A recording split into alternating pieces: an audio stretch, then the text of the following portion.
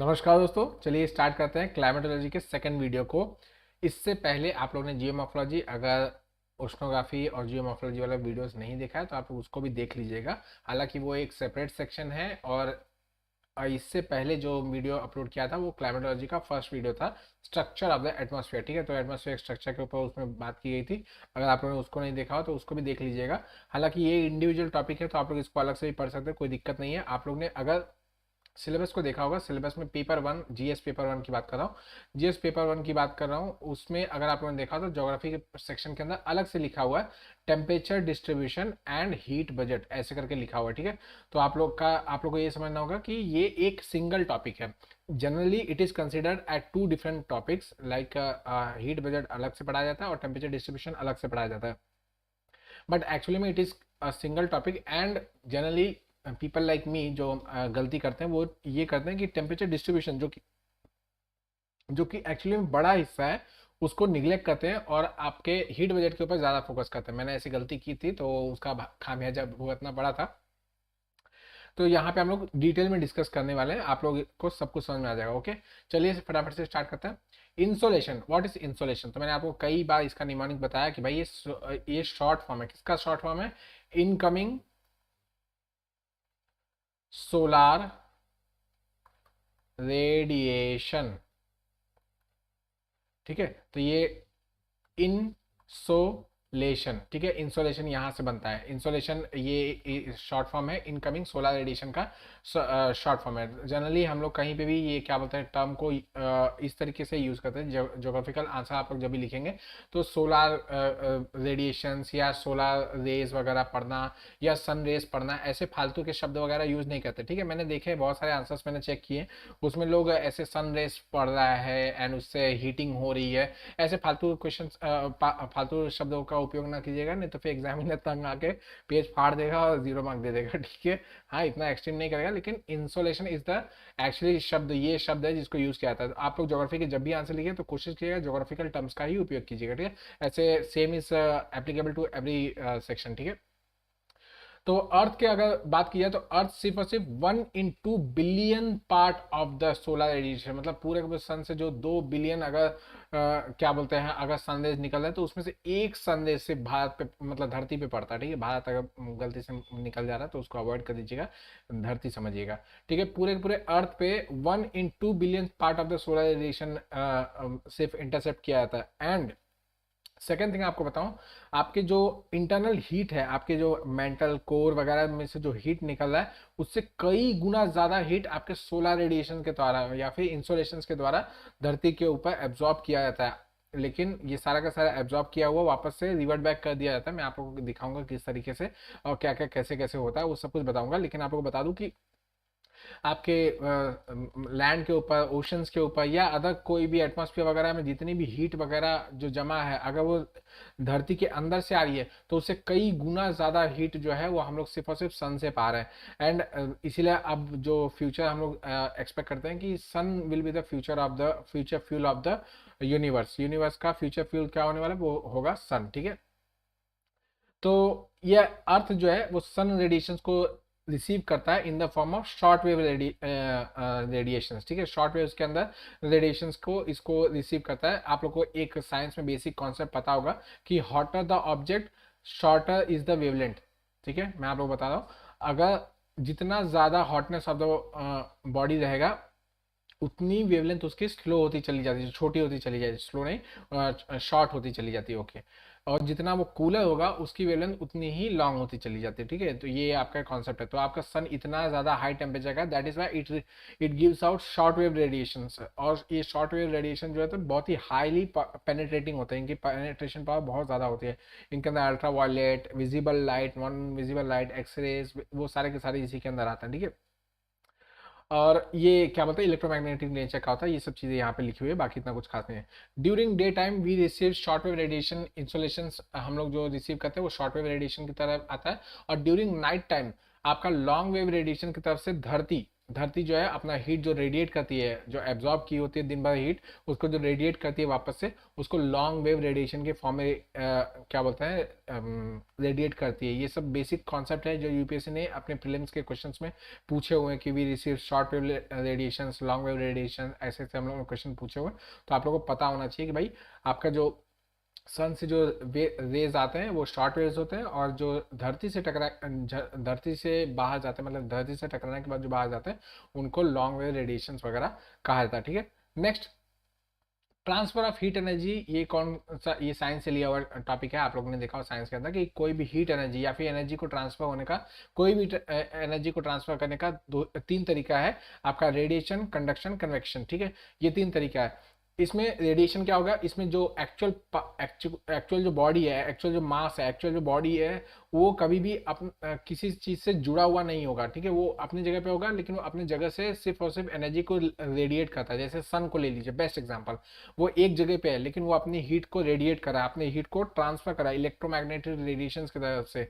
आप धूप में निकलते हो, आपको सन की हीट का तपन लगता है। क्यों? क्योंकि उसकी जो हीट है वो in the form of radiation आपकी बॉडी पे टच करिए, that is why you get the intensity of the heat जो आपको सन के द्वारा मिल रही है। ठीक है, इंसोलेशन के द्वारा आपके पास आ रही है। इट इज नॉट रेडिएशन, मतलब actual movement of the body नहीं हो रहा है, एक्चुअल फिजिकल कॉन्टैक्ट भी नहीं हो रहा है, बहुत बीच में गैप भी हो सकता है, लेकिन फिर भी आपको ट्रांसफर ऑफ एनर्जी महसूस हो रही है। It is known as radiation. Generally it is a type of electromagnetic radiation के टाइप में ही मोस्टली जाता है। नेक्स्ट है कंडक्शन। कंडक्शन मतलब क्या है, इसमें मॉलिक्यूलर एक्टिविटी होगी। कंडक्शन में जो है मॉलिक्यूलर एक्टिविटी होगी। इसमें क्या है कि आपका सपोज कीजिए एक लोहे का रॉड है, आपने एक एंड को हीट करना स्टार्ट किया तो दूसरा एंड अपने आप ही हीट होना स्टार्ट हो जाएगा काफी देर के बाद। क्या होगा कि ये जो अंदर के मॉलिक्यूल्स हैं, ऊपर की बॉडी वैसी की वैसी दिख रहा है, आपको दिख रहा है वो लोहा तो वैसा का वैसा है, लेकिन हीट यहाँ से यहाँ ट्रांसफर हो रही है। तो एक्चुअली में अंदर जो मॉलिक्यूल्स हैं वो यहाँ से वहाँ ट्रांसफर कर रहे हैं, जो इलेक्ट्रॉन्स वगैरह है, जो प्रोटॉन्स नहीं, इलेक्ट्रॉन्स जो है वो यहाँ से मूवमेंट कर रहे हैं, और एनर्जी को जो यहाँ से उन्होंने गेन किया उस एनर्जी को यहाँ पे ट्रांसफर कर रहे हैं, और यहाँ से जो कोल्डनेस है उसको यहाँ पे ट्रांसफर कर रहे हैं। This is known as molecular activity के द्वारा होने वाला कंडक्शन। ठीक है, कंडक्शन होप करता समझ में आएगा। कन्वेक्शन क्या है, इसमें actually physical movement of the thing हो रहा है, बॉडी जो है उसकी एक्चुअल फिजिकल मूवमेंट होने वाली है। ठीक है, फॉर एग्जांपल बेस्ट एग्जांपल है लिक्विड्स। ठीक है, वाटर को आप ले लीजिए, आपने वाटर को पकड़ा और वाटर का एक पॉइंट कोई भी हीट करना स्टार्ट किया। अब इसमें क्या होता है, इसमें कंडक्शन नहीं हो रहा है, इसमें भी आपका ऐसा होगा कि एक जगह पे आपने हीटिंग किया, लेकिन दूसरी जगह पे थोड़ी देर के बाद हीटिंग स्टार्ट हो जाती है। तो इसमें क्या होता है, यहाँ का जो वाटर मॉलिक्यूल्स है, जो एक्चुअल में वाटर है, वो यहाँ से हीट गेन करेगा, एब्जॉर्ब करेगा, और फिर यहाँ से खुद जाएगा दूसरी जगह पे, और वहाँ पे जाके ठंडा होगा, वहाँ पे अपनी अपनी जो एनर्जी है उसको लिबरेट करेगा, तो उस जगह पे हीटिंग स्टार्ट हो जाएगी। आप समझ सकते हैं इसमें क्या।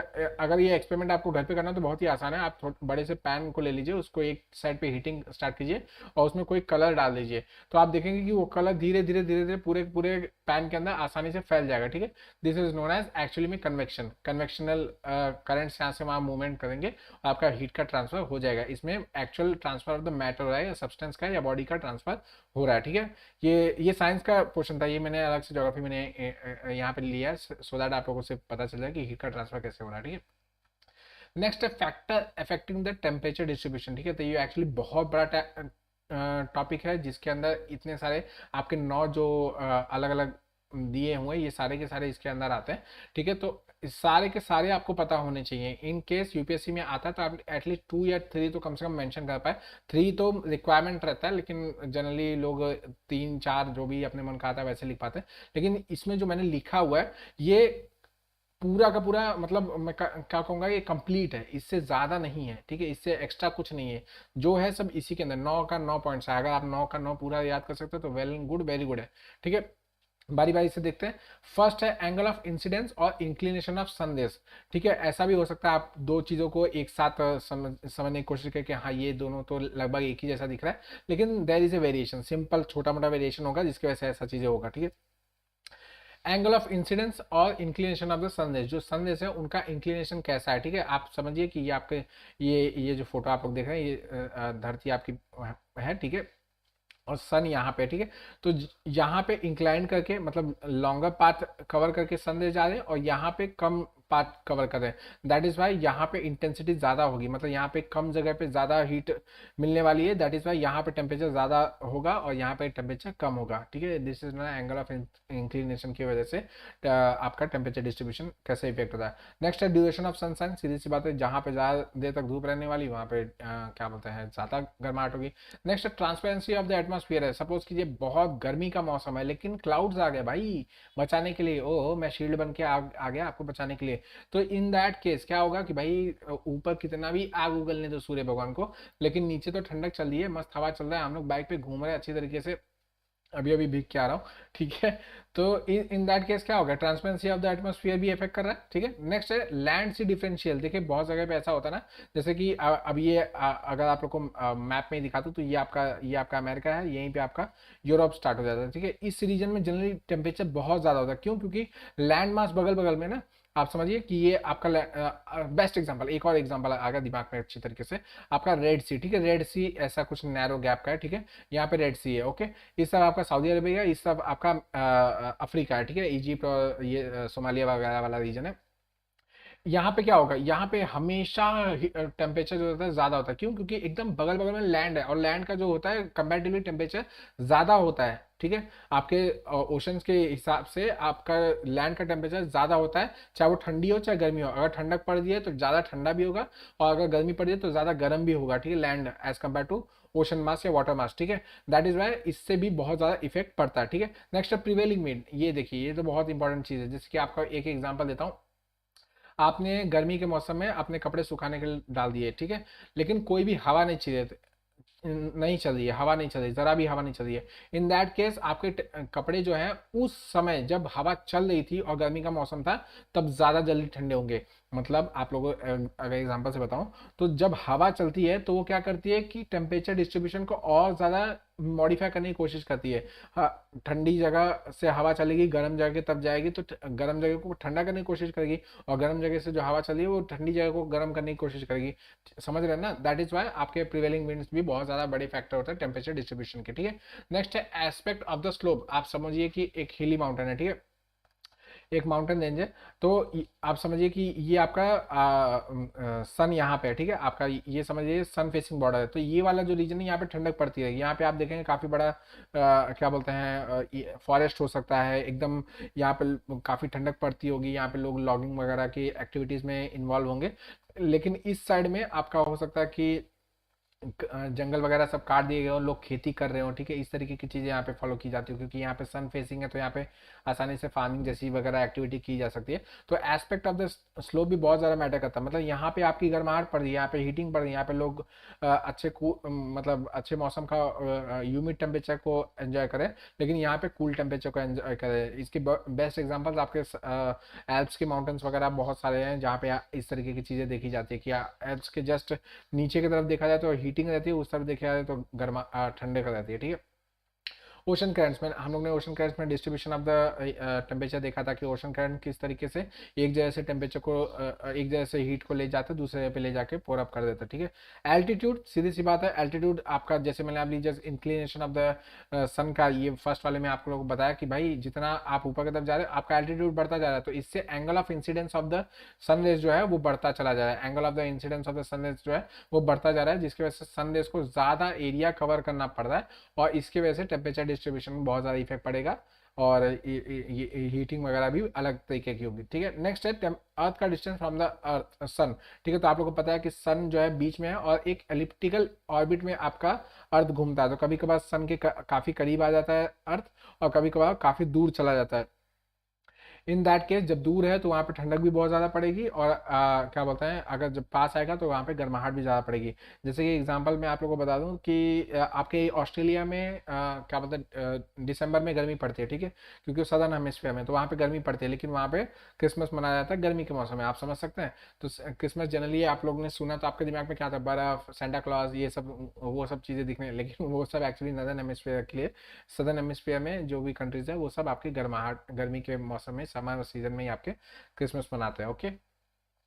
नेक्स्ट नेक्स्ट आते हैं लैटिट्यूडल हीट बैलेंस। ठीक है, लैटिट्यूडल, अब हम लोग ने हॉरिजॉन्टली जो भी चीज़ें हैं या पूरे के पूरे होलिस्टिकली आई वुड से कि पूरा का पूरा देख लिया क्या क्या इफेक्ट करता है आपका टेम्परेचर डिस्ट्रीब्यूशन को, क्या क्या इफेक्ट करता है, वो सारा का सारा हम लोगों ने देख लिया। अब हम लोग लैटिट्यूडल हीट बैलेंस को देख रहे हैं कि एक्चुअली में लैटिट्यूड वाइज मतलब ये आपका जो अगर आप लोग ने पूरे धरती को ऐसे सपाट ले लिया, ये आपका 90 डिग्री नॉर्थ पोल है, ये आपका अर्थ इक्वेटर है बीच में, और ये आपका सदर्न हेमिस्फीयर सदर्न पोल है आपका 90 डिग्री। तो ये आपका लैटिट्यूडल डिस्ट्रीब्यूशन माना जाएगा कि लैटिट्यूड के अनुसार किस तरीके से आपका टेम्परेचर का वेरिएशन हो रहा है। तो यहाँ पे नहीं दिखाऊंगा, एक मैप की तरफ से दिखाएंगे तो ज़्यादा समझ में आ जाएगा। ये देखिए, ये बहुत ही सिंपल और दो अलग अलग मैप्स है, दोनों भी आसान, मतलब मैप्स नहीं डायग्राम्स हैं जो आप लोगों को सारे कॉन्सेप्ट वगैरह क्लियर कर देंगे। देखिए क्या है कि आपका, जैसे मैंने बताया कि आपका जो इक्वेटर वाला रीजन है, it is closest to the sun. ठीक है, सन से ज़्यादा क्लोजेस्ट, दैट इज वाई यहाँ पे net gain of the heat ज़्यादा होगा। ठीक है, ये देखिए यहाँ पे जो आपका रेड वाला ये जो लाइन दिख रहा है, ये जो रेड वाला लाइन दिख रहा है, ये देखिए, इसको कलर को चेंज करता हूँ तो आपको समझ आएगा अच्छे तरीके से। ये जो आपका रेड वाला जो लाइन दिख रहा है, ये आपका दिखा रहा है हीट का नेट गेन। ठीक है, नेट गेन किसका कम होगा किसका ज़्यादा होगा, वो यहाँ पे दिखा रहा है। ठीक है, और ये आपका जो ब्लू वाला है, ये आपका क्या बोलते हैं, sorry sorry, incoming solar radiation blue के द्वारा दिखाया गया है, और आउट गोइंग वाले को क्या बोलते हैं, रेड के द्वारा दिखाया गया है। यहाँ पे मैप ही उल्टा है। ठीक है, मैंने जब भी ड्रॉ किया था तो मैं रेड को जनरली इनकमिंग वाले को दिखाता था, तो सॉरी यहाँ पे गलत हो गया, आई एम रियली सॉरी। यहाँ पे जो अंदर आ रहे हैं, जो आपके रेडिएशन अंदर आ रहे हैं, उनको ब्लू से दिखाया गया है यहाँ पे देखिए, और जो बाहर जा रहे हैं उनको रेड से दिखाया गया है। ठीक है, तो इस तरीके से आप लोग समझिए इसके वजह से क्या हो रहा है। इसके वजह से अब समझने वाली बात यह है कि आप देख रहे हैं कि इक्वेटर के रीजन में जहाँ पे सन से क्लोजेस्ट होने की वजह से यहाँ पे हीट का गेन ज़्यादा है। ठीक है, सीधी सी बात है, यहाँ पे यहाँ से लेके 23.5 डिग्री तक का जो टेम्परेचर जो रीजन है, जो लैटिट्यूडल रीजन है, यहाँ पे जिसको ट्रॉपिक्स हम लोग सिंपली बोलते हैं, उस रीजन में काफ़ी ज़्यादा इंटेंसिफिकेशन ऑफ द हीट है। यहाँ पे हीट की क्वांटिटी ज़्यादा है, क्यों? क्योंकि यहाँ पे कंटिन्यूसली डायरेक्टली सनलाइट कंटिन्यूसली पड़ रहा है, रेगुलरली पड़ रहा है। ठीक है, साल भर यहीं पे टेम्परेचर रहने वाला, क्यों? क्योंकि यहाँ इसी रेंज में आपका सन मूव करने वाला है। ठीक है, दैट इज वाई ये रीजन में ज़्यादा हीट मिलता है, और इस रीजन को एनर्जी सरप्लस या नेट गेन रीजन भी कहा जाता है। ठीक है, यहाँ पे आप लोग देखिएगा, ये देखिए, ठीक है, ये आपका 23.5 डिग्री के यहाँ तक ही सिर्फ सन जो है ये मूवमेंट करता है, लेकिन यहाँ तक आप लोग का रीजन आता है, यहाँ पे आप 23.5 डिग्री को लेंगे, इसके इस तरफ तक आपका नेट सरप्लस वाला रीजन है। यहाँ पे मतलब हीट की जो क्वांटिटी है वो सरप्लस में है, जितना उसको आवश्यकता है उससे काफ़ी ज़्यादा उसको हीट यहाँ पे मिल रही है। ठीक है, अब नेक्स्ट ऊपर के रीजन में, ठीक है, जब आप लोग लगभग 35 के आसपास से क्रॉस करना स्टार्ट करेंगे, यहाँ पे 35 के आसपास जब क्रॉस करना स्टार्ट करेंगे, तो वहां पे टेम्परेचर लॉस ज्यादा कर रहा है। ठीक है, आपका जो टेम्परेचर लॉस है वो ज्यादा है, क्योंकि यहाँ पे कूल है ना, यहाँ पे कोल्डनेस है, ज्यादा कूल है, तो यहाँ पे टेम्परेचर लॉस ज्यादा किया जा रहा है एज कम्पेयर टू गेन। यहाँ पे गेन कम हो पा रहा है, यहाँ पे संदेश बहुत ही स्लांटली आ रहे हैं, एकदम ऐसे झुक के आ रहे हैं, तो बहुत ही मतलब बहुत कम यहाँ पे रेजेस वगैरह पहुंच पा रही है, जिसकी वजह से क्या हो रहा है कि यहाँ पे हीटिंग एक्टिविटीज बहुत कम है, या टेम्परेचर ट्रांसफर जो है वो कम हो रहा है, कंडक्शन बहुत ही कम, सॉरी रेडिएशन जो है वो यहाँ पे कम हो रहा है। दैट इज वाई यहाँ पे एक्चुअली में जो हीट मिलना चाहिए वो कम है। जो धरती पे तो हर जगह पे सूर्य अगर सेम जैसा रहेगा तो सेम टेम्परेचर रहता, लेकिन यहाँ पे क्या हो रहा है कि यहाँ पे चूंकि स्लांटली आ रहा है, दैट इज वाई यहाँ पे टेम्परेचर कम रहेगा। ठीक है, इतना आप लोग को होप करता हूँ समझ में आ रहा है। अब नेट गेन हो रहा है, नेट लॉस हो रहा है। ठीक है, ये तो आप लोग समझ में आ गया, यहाँ पे नेट लॉस हो रहा है और यहाँ पे नेट गेन हो रहा है। यहाँ पे ज़्यादा आपकी एनर्जी जितनी चाहिए उससे सरप्लस मिली हुई है, और यहाँ पे जितनी एनर्जी चाहिए उससे डेफिसिट में है यहाँ पे। ठीक है, तो इन दैट केस ऐसा होना चाहिए था कि जो आपका पोल्स है वो एक्सट्रीमली ठंडा हो जाना चाहिए था, -200 डिग्री सेल्सियस पहुंच जाना चाहिए था। और जो आपका इक्वेटर वाला रीजन है, यहाँ पे टेम्परेचर 100 डिग्री सेल्सियस के ऊपर चले जाना था, क्योंकि कंटिन्यूसली हीट यहाँ पे ही मिल रही है ना। लेकिन ऐसा नहीं होता। ऐसा क्यों नहीं होता? वेरियस रीजंस है। आपका विंड है, आपका जेट स्ट्रीम्स है, आपका ओशन करंट्स है, आपके विंड वेलोसिटी, जो विंड से रिलेटेड जो भी वेदर इवेंट्स हैं, वो सब के सब इक्विटेबल करते हैं इस पूरे टेम्परेचर को, डिस्ट्रीब्यूशन को। मतलब जहाँ आपका हीट का डिस्ट्रीब्यूशन है उसको इन लोग रेगुलेट करते हैं कि जहाँ पे ज़्यादा है वहाँ से कम लेके जाओ, अगर ज़्यादा ठंडक है तो ज़्यादा गर्म की तरफ लेके जाओ, और ज़्यादा गर्म है तो ज़्यादा ठंडक की तरफ लेके जाओ। This is known as temperature regulation या फिर टेम्परेचर डिस्ट्रीब्यूशन। ठीक है, होप करता हूँ आप लोगों को समझ में आ गया। ये देखिए यहाँ पे मैप में अच्छी तरीके ये आपके डायग्राम में दिखाया गया। यहाँ पे देखिए ये थोड़ा सा येलोइश ज़्यादा, मतलब येलोइश है, और फिर धीरे धीरे करके ये ब्लूइश होता चला जाए। ब्लूइश जितना ज़्यादा होगा उतना ठंडक ज़्यादा है, और जितना येलोइश है उतना गर्माहट ज़्यादा है, ठीक है। तो इस तरीके से आप देख सकते हैं कि टेम्परेचर का यहाँ पे चूंकि सनरेज ज़्यादा आ रहा है तो ये आपके पोल की तरफ भाग रहा है, पोल की तरफ आपका ट्रांसपोर्ट किया जा रहा है हीट का, और पोल्स की तरफ से ठंडक ही इस तरफ आएगी, ठीक है। वो लैंड की तरफ से आती है, वो हम लोग जब ट्राई सेलुलर मॉडल में आप लोग को बना के दिखाऊंगा तो आप लोग को समझ में आ जाएगा, ठीक है। इसमें मैंने ट्राई सेलुलर मॉडल को इनकॉर्पोरेट नहीं किया है, लेकिन नेक्स्ट वाले वीडियो में मोस्टली हम लोग वही बात करने वाले हैं, ओके। तो होप करता हूँ इतना आप लोग को समझ में आ गया होगा। और चलिए इसमें और कुछ इतना ज़्यादा जानने की जरूरत नहीं। होप करता हूँ टेम्परेचर डिस्ट्रीब्यूशन वाला जो मेजर क्रक्स वाला पार्ट था वो आप लोग को समझ में आ गया होगा। अगर कोई डाउट रहता है तो प्लीज़ फील फ्री, कुछ भी शर्माने की जरूरत नहीं है। जितना क्वेश्चन पूछोगे सबका आंसर दूंगा जल्द से जल्द, वो भी, ठीक है। चलिए लास्टली आते हैं एक छोटा सा टॉपिक जिसको सबसे ज़्यादा वेटेज मिलती है हमारे यहाँ पे, वो है हीट बजट, ठीक है। इसको मैंने देखा कि भाई इसको पढ़ाने के लिए लोग 2-2 लेक्चर्स ले लेते हैं। ये मतलब इतना छोटा सा टॉपिक है जी, स्टार्ट होते ही खत्म। वो मुन्ना भाई एमबीबीएस में बोलता है ना, वो भाई वो देख ये तो कमरा स्टार्ट होने से पहले खत्म हो गया। उसी तरीके से ये टॉपिक है, बहुत ही छोटा सा। इसमें अगर समझाने जैसा कुछ नहीं, ये छोटा सा जो मैंने आप लोग फोटो यहाँ पे कॉपी पेस्ट किया है आपके एनसीईआरटी से चोरी किया हुआ, तो यही बस इतना ही है, इससे ना बाहर है ना कुछ अंदर है, ठीक है। चलिए बारी बारी से देखते हैं क्या है कैसे है, ठीक है। यहाँ पे क्या हो रहा है, इनकमिंग चीजें हो रही है और यहाँ पे बाहर जाने वाले, ठीक है। इनकमिंग मैंने आप लोगों को बताया शॉर्ट वेव रेडिएशन होते हैं जो कि इनकमिंग होते हैं, जो कि सोलर रेडिएशन जो अंदर आते हैं वो शॉर्ट वेव रेडिएशन होते हैं, और जो बाहर जाते हैं वो लॉन्ग वेव रेडिएशन होते हैं, ठीक है। तो इतना आप लोगों को पता होना चाहिए, ठीक है। चलिए स्टार्ट करते हैं। शॉर्ट वेव रेडिएशन आ रहे हैं, ठीक है। शॉर्ट वेव रेडिएशन जो आ रहे हैं इनको क्या बोलते हैं, इंसोलेशन जैसे मैंने बताया कहा जाता है, और जो आपके लॉन्ग वेव है उनको टेरेस्ट्रियल रेडिएशन भी कहा जाता है या अर्थ रेडिएशन भी कहा जाता है, ठीक है। नेक्स्ट, ये जब अंदर आ रहे हैं तो कुछ ऐसा होगा कि इनका डिस्ट्रीब्यूशन कुछ अलग अलग फैक्टर्स पे डिफाइन करता है, जिसके बेसिस पे हम लोग डिसाइड करते हैं कि भाई कितना आपके अंदर आया, कब तक रहा, और फिर कितना देर के बाद वो बाहर चला गया, ठीक है। इसी इसी को कहा जाता है हीट बजट, ठीक है। बजट का मतलब क्या होता है, कुछ आपके पास आया, आपने उसको यूज किया, उसके बाद आपने खर्च कर दिया, या फिर आपके हाथ से चला गया, ठीक है। जैसे पैसे का बजट बोलते हैं ना, बजट आपके घर का बजट या कंपनी का बजट या पूरे कंट्री का बजट। तो ये क्या है कि जो आपको रेवेन्यू रिसीव हुई है या सैलरी रिसीव हुई है उसको आप कैसे यूटिलाइज करोगे अपने बेनिफिट के लिए, एंड देन फिर वो खर्च हो जाएगा, ठीक है। This is not budget. तो यहाँ पे भी वही हो रहा है, आपके समझिए 100 की क्वांटिटी में आपका सनरेज आ रहे हैं या इंसोलेशन वगैरह आ रहे हैं, ठीक है। तो इसमें से फर्स्ट आने से पहले स्पेस में कुछ परसेंट जो है, परसेंटेज में ही हम लोग बात करने वाले हैं यहाँ पे, परसेंटेज या यूनिट्स आप बोल सकते हो, ठीक है। तो 100 में से 6 यूनिट्स जो है वो आपके स्पेस में स्कैटर्ड हो गए। स्कैटर्ड होना मतलब पूरे बिखर गए, ठीक है, कचरे में बिखर गए, ठीक है। तो स्पेस में 6 यूनिट बिखर गए। नेक्स्ट आपके स्पेस के द्वारा, स्पेस के अंदर आपके क्लाउड्स के द्वारा रिफ्लेक्ट कर दिए गए, ठीक है। व्हाइट क्लाउड्स होता है, तो आप लोगों को पता है कि व्हाइट, सॉरी, व्हाइट सरफेस जो है वो कभी भी रिफ्लेक्टिव मिरर की तरह काम करता है आपके हीट के लिए। तो क्लाउड्स पे आने के बाद या क्लाउड्स के पास आने के बाद ये रिफ्लेक्ट करके चले जाएंगे 27% या 27 यूनिट्स, जो भी आप सही समझिए, वो इतना आपके रिफ्लेक्ट हो गए।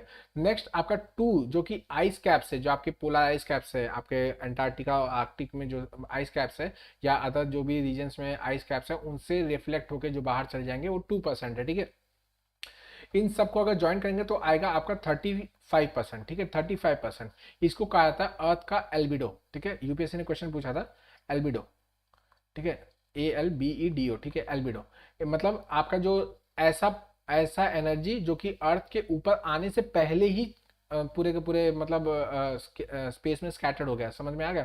मतलब स्पेस में चला गया without utilization of the proper utilization of this radiation by the earth. Earth के अंदर आके इसका यूटिलाइजेशन नहीं हुआ, उससे पहले ये स्पेस में ही डिस्ट्रीब्यूट हो गया। तो इसको कहा था albedo of the earth that which has been reflected back to the space, ठीक है। उसको कहा था एल्बिडो। इस शब्द को आप लोग याद रखिएगा, एल्बिडो को, ठीक है।